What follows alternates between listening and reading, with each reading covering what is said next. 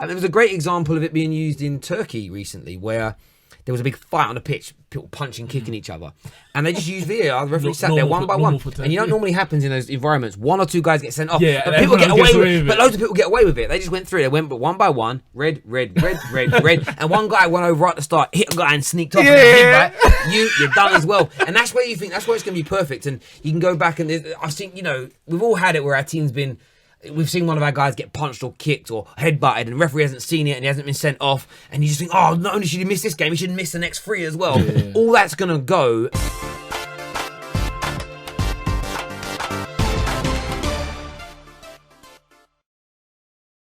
Yes, guys, we are back with the Neeks Sports Podcast, episode 4, and it's the international break, and that's what we're going to be speaking about. I'm here with, of course, Kyle, our resident guest here on Neeks Sports, and Terry from the Football Terrace. Yeah, it's weird sitting in this chair, bruv. Rather with you in mind. It's a weird dynamic. I am the captain now. The topics we're talking about today, I said, is the international break. So it's all to do with international football and thereabouts. First, we're going to talk about the UEFA Nations League and international friendlies in general. What is the point of them? Wayne Rooney, the legend that is, some may agree, some may disagree. Where does he rank among the England greats? And VAR, we've heard that it's going to be introduced into the Premier League next season as well as the Champions League. Are we for or against? VAR. Now, we saw it in the World Cup, and I'm going to have my take on this because I need to admit that when FIFA first said, all right, we're going to have VAR in the World Cup. This is at a time where VAR was just being adopted in Europe. Germany and Italy both brought it in at the start of last season. France has started this season. And FIFA said, yeah, we'll bring it to the World Cup. I was like, it's just too soon. It's too risky for such a big tournament that I regard as the biggest, the most prestige. Some people say it doesn't have the same quality as Champions League. For me, that's neither here nor there. It's the best players from the best international teams across the world all competing against each other. And for me, it was a risk that FIFA shouldn't have taken. But come the World Cup, and by the end of it, I was wrong. FIFA were right to take, as the leaders of the game, at the forefront of the game. For me, if they were not willing to take that risk, then you couldn't blame any nation, any confederation below them, whether it's UEFA, CONCACAF, CONMEBOL, or any Asia, all of them. You couldn't blame them if they didn't want to take that risk, if the highest level weren't. But they did, and I think they set a precedence. And during the World Cup, there were issues, especially at the beginning. Maybe too many penalties were given. But maybe it was a right thing that so many penalties were given that people realised, no, I can't defend like that. I can't do X, Y, Z because everything's watching me. Because by the end of the World Cup, there wasn't as much controversy, there wasn't as much VAR decisions, etc., etc. So I was wrong. FIFA were right to do it, and I'm happy they did it.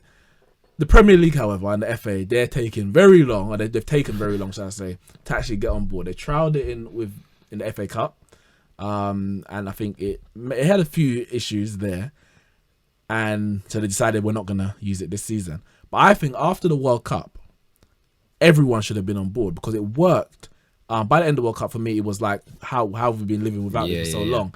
France have taken it on for the start of the season, but the Premier League and UEFA, the Champions League, they're not doing it until next season. I'm going to ask, and I'll come back with my point of view. Do you think it is necessary in football right now that we have 100%, VAR? 100%. And when it does come in everywhere, it's going to come in. How do we want to see it implemented? I think it's definitely needed because even just as recent as some of recent games in the Premier League, players, not even just players, but fans and clubs are complaining about decisions, especially Liverpool fans as well. But when you opt against VAR, what can? Yeah, exactly. Liverpool opted well, the goal that Liverpool scored the other day, the 1-0 victory they had against Fulham. Oh yeah, but the first goal in that game. Sorry, the first goal in that game, Mitrovic's goal should have stood, and then Mo Salah was offside. So was he? Yeah, I haven't seen. I know Mitrovic was offside. Was onside. Yeah. Point is that goal wouldn't have stood. And I think you're right. I think and then they complained that Mane's goal was ruled out against Arsenal. Yeah. And it's just these things that it proves that VAR is needed because if VAR was in, these decisions aren't incorrect. They're correct decisions. In terms of how it should be implemented into the season, I think it needs ever so slightly tweaking as to how it was used in the World Cup. Because I mean, at the start, decisions did take a bit of time to come to. The referee did take. I think it's just more. I think the person that's reviewing constantly throughout the game, I think that they should have an overruling decision over the referee, except for penalties. So unless it's a penalty, only the referee can really decide. But other than penalties, so it would be. Why that though? Because they have the best view, and penalties is a judgment, and these people reviewing aren't officials. They don't have the best mind to say if it is. They are officials. They're qualified referees, but there's a different training that they're going down. But equally, like all decisions, and for me, you get a much better angle. Offside and goals are like facts kind of thing. Yeah, offside and offside isn't even a fact anymore. The Mane one you mentioned is I've heard two referees say it's a goal and two referees say it isn't. Someone said he would give it offside because he went towards the ball, and it's if you go to play it. Another two said no, it isn't. And how you implement it is an interesting one. I think that you should never take the power away from the referee. I think what they should do in that van, and by the way, you need this in football.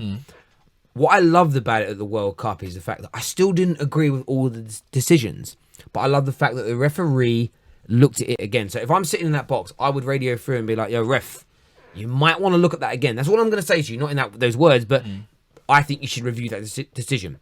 Then the referee can relook at it from, as a penalty, as example, 3 or 4 different angles and then go, I'm sticking by my decision, or I got it wrong. I'm reversing the decision. In the World Cup, every decision that the people in the box told the referee, have a look at it again, every one of them was reversed.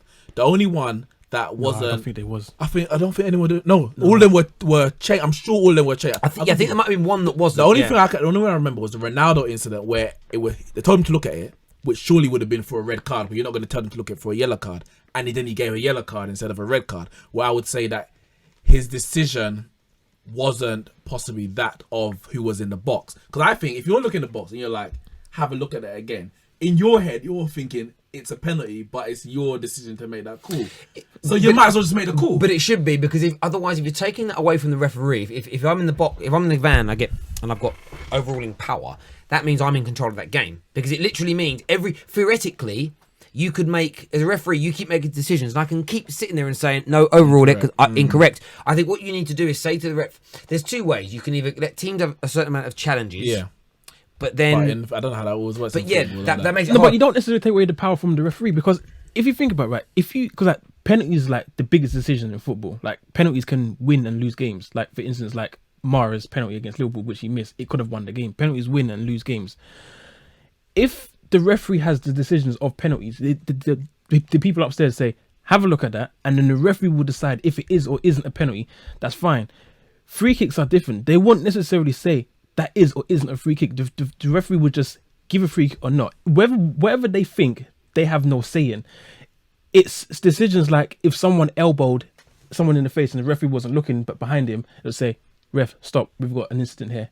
Send him off. But I still think it needs to be the referee that goes to look at that to say whether or not that referee, because I think the referee needs to have sole control. And it's a case of, they can say, listen, we think that Ronaldo has just elbowed Joe Bloggs in the face. You need to go and review that. They can instruct him to go and review it, but the referee can then be able to go and look at it and go, okay, he has elbowed him, but I don't think it was an elbow. Referee, I don't think he tried to hurt him. I think he's raised an arm. That's a yellow card. A free kick example, penalty example. I think the referee needs to have the final say for me. Otherwise, you're taking control away from him. It's a tough one, because I think... And how does he make... Sorry, at this point, how does he control the players on the pitch if he's not in control of the game? It's a tough one, because... If they overrule him 4 times... And then the referee gives every decision that referee then makes. The players are going to jump on it and go, no, we want them to look at it because they're in control, not you mug. That's what But that's the thing. I think it's a lot to do with the culture of football, in the sense that in cricket, for example, it's a slightly different. It's a much more stop-start game. So you make bowler delivery, and that kind of play is ended. So you can make a decision out, not out. You can go up to the TV umpire, and I think. In those instances, 100%, once it's gone up to the TV umpire, it's up to you. You make the decision. But that's based on challenges. The players on the field will say, yeah, we want to go upstairs and make a challenge. But in rugby, if I'm correct, And NFL, once it's gone upstairs, they made the decision, don't Yeah, but they? the referee calls for it to go upstairs. In the NFL, that's they the do. difference. That's the difference. That's where you're not doing it wrong around. We're saying the men in the box should just be able to overrule. It was more a question, to be honest. I wasn't sure. Okay, no, it's the other way around. Sorry. So what will happen is the referee in rugby, say, as an TMO, example, I'm not sure he'll if say, it's "Can you check this for me?" And then we'll say, it will be like, "Can you find a reason for me not to give it?" As an example. Yes. So the referee is giving that instruction over. So the referee indicates that it's not the other way around. And in football, But then I would argue, then they because I think once it's gone upstairs, That's it. that person should make a Yeah, decision. yeah, Now, it however is. it gets upstairs, I think is an argument you could either say it's the manager makes it or the referee goes upstairs. because the referee- but once it's gone upstairs, I think. and that's fine. But what we're saying, we're not talking about that in football. Now we could do it that But- way. but- so we but could do it that's- that but that's way. the So we question. could do it that How way. do- how do we If there's implement it? if there's a foul in the box, The referee should go upstairs. then the referee can and say, check it. "I'm not sure. Check Let's it. go upstairs." That would be fine because he's not relinquishing power. What I don't think can happen is that Someone just referee, saying, "Stop the referee game," gives a it's a- decision. And then he just gets overruled because then you might as well have no referee and just have a noise that goes off whenever the men in the computer room want to stop the game because they have a better view. So for me, but it doesn't work taking power away. But And the other sports you mentioned, cricket and tennis, the reason they're different is because they rely on the technology like goal line technology, and it's black and white. It's The cricket ain't always because when they got the LBWs, it's yeah, but they use but they do umpire's call. So if the umpire says out, but the technology, it has to be like conclusive evidence that you were wrong. And if it's not conclusive that you're wrong, you stick with the referee's But with call. football, there is no such other than it being across the line. Every other decision in football could be there's an objective view to it. It's an opinion based, and that's why it's so That's why for me there should be one person that has this overall say. They can get help from cameras. They can get opinions from people. I think all those things being involved are important. But what it comes down to is one person has to make that decision because what's a penalty for me can be different for you. That's what I said. You leave that in the hands of the But referee. if I'm correct, offsides. Or free kick. Offsides. Every goal that goes in is checked. They do that 100 in the World Cup. they Every do goal that. they check it. They check it for anything. and then they say, offside. referee, can you go back and check? No, if it's offside, it's made upstairs, isn't it? No, the referee Yeah. goes and looks at the screen. I'm sure he didn't look for offsides. I'm sure. No, the offsides- referees did not look for not offside. It was I'm sure always that's- done upstairs. I'm sure Always, it was. 100%. Okay. But it's like you said with NFL, the umpire, referee, whatever you call him, will ask for it to go upstairs, and whatever upstairs says, it is decision. But in football, the referee cannot. It is impossible to have eyes on every player on the whole pitch at the same time. In NFL, the play is so it's so impact. The referee stands in a position where he can see everything. So if this is a decision that he's unsure about, he can send it upstairs. We can still do that. But if the referee is looking at in this way, and there's an incident behind him, like I said, someone elbows someone in the face, and he's not looking, or there's a headbutt, and he's behind him, he doesn't see, he can't call for it to go upstairs. Of course he can. Because if I headbutt you... But he can't, because he hasn't seen it. Of course, that's exactly why he goes upstairs. I headbutt you on the football pitch. Yeah. You say, referee headbutted me. I say, no, I didn't. He goes, all right, cool. Go upstairs, please. And they check. Done. So, then, Red card. so now anyone could just go over his reference and say, he did this and he did that, and then it got upstairs. But if you lied, though... say, Football will come to stop. No, it wouldn't though because no, you end it straight away. Because if you say, oh, ref, he headbutted me, and he looks at it, and I didn't even go near you, and you've lied, you get sent off. No one's gonna lie again. It's very quick, very simple. Punishment needed. For me, the only thing I would disagree with, I love VAR. I just don't think we can take the final say away from the referee in any decision. He should, even on the offside ones, it should be a case of, okay, I'm looking at it. Mane makes I'm using Mane's example. He went to make a play for the ball. I believe that's offside. The goal's not going to stand. Referee, the referee's official, the linesman, whatever we call him now, he made the right call. I don't mind somebody upstairs saying, I think you should review it. I don't mind a referee saying, look, can we do VAR because I'm not sure. I think those two things are fine because you get into the correct, you get into close, and that's a great thing with VAR. I still didn't think every decision at the World Cup was correct. So, I actually thought Neymar's is a great example. I actually thought Neymar's was a foul. It was a penalty. He fell down extravagantly, but he was pulled. So when they reversed that, I was like, it was never a penalty. that's again, but never. that's why VAR is amazing because you're still that going to one keep was debate, given, wasn't it? Yeah, and they told them to check it, and he they reversed it. reversed That's what I'm it. saying. And I'm like, but for me, when you put that pressure on the referee, because you're like, check that decision.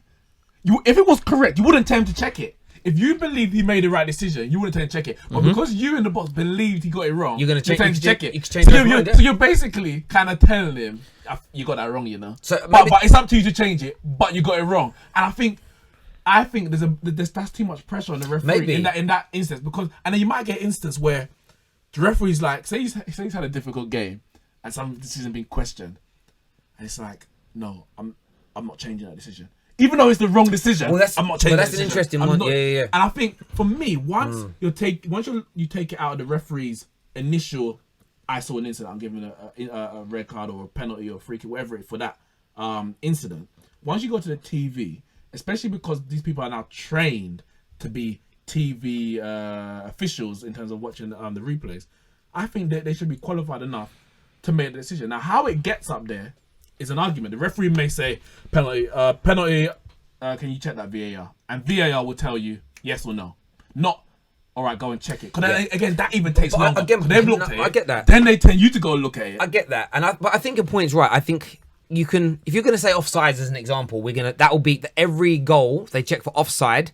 And that decision can be made by the men in the van or the women in the van, whoever they may be. That's fine because you're not taking control away from the referee. That's predetermined. That's what's going to happen. I think that will work. I think that anything the referee is unsure about, he can not send to the van, but can ask to see it back on TV as an example. Or if he didn't see the decision. So this is the point. If he doesn't see the elbow, maybe referee shouldn't look at that. Maybe he should only look at things that he's seen but isn't sure on. About. So there are ways of doing it. But equally, I think that the first question is, the big one is, do we need it? Yeah. Yes, without a doubt, because this year alone, there's been decisions where I've gone, that ain't right. And I've sat there waiting for VAR. And I'm like, I loved it at the World Cup. But as you say, getting it working right, I think as the tournament went on, it was used perfectly most times. There was a great example of it being used in Turkey recently, where there was a big fight on the pitch, people punching, kicking each other. And they just used VAR. The referee sat there one by one. And you know what normally happens in those environments? One or two guys get sent off. Yeah, but people get away with it. But loads of people get away with it. They just went through. They went one by one, red. And one guy went over right at the start, hit a guy and sneaked off. Yeah. You're done as well. And that's where you think, that's where it's going to be perfect. And you can go back and I think, we've all had it where our team's been, we've seen one of our guys get punched or kicked or headbutted and the referee hasn't seen it and he hasn't been sent off, and you just think, oh, not only should he miss this game, he should miss the next 3 as well. Yeah. All that's going to go, and what I think you'll find is teams will become fairer. I think there'll be less cheating. Yeah. I think there'll be less, there were so many goals at the World Cup because by the end of it, it was either you give a penalty away or you let the defender go and you bang an header in because you're not holding him back anymore. Chris Smalling's in trouble because Chris Smalling, he just hugs men. That's all he does the whole. We take that Sterling penalty incident against Shakhtar, and that would never have happened with VAR. I don't know what those people behind the goal are doing, because that is absolutely ridiculous. I don't know what they're doing. They got good. They just go for free tickets. They are in it. The best be in the house. But yeah, no, I think, as you say, I think it will improve things, and there'll still be contentious decisions. Yeah. And I think once they iron out how to use it, but I just think from my overarching view is, as best you can in the majority of situations, referee should have the final say, because then that way he is in control of that game. And I think that yes, you can send it upstairs if you're unsure, and that's also a fair thing for a referee to do. Yeah, I did not see it. Can you make that decision in terms of I'm going to hand that power over to you? I think it's fair for the referee, because at the moment it's definitely unfair for referees that everyone in the world gets to see this decision 5, 6, 7 times. And the referee has to make it based on one. But you delegating control like that is not a loss of power. No. It's a piece of delegation. But just you running around refereeing and someone just randomly talking in your ear saying, "Yeah, you got that wrong. We're going to reverse it."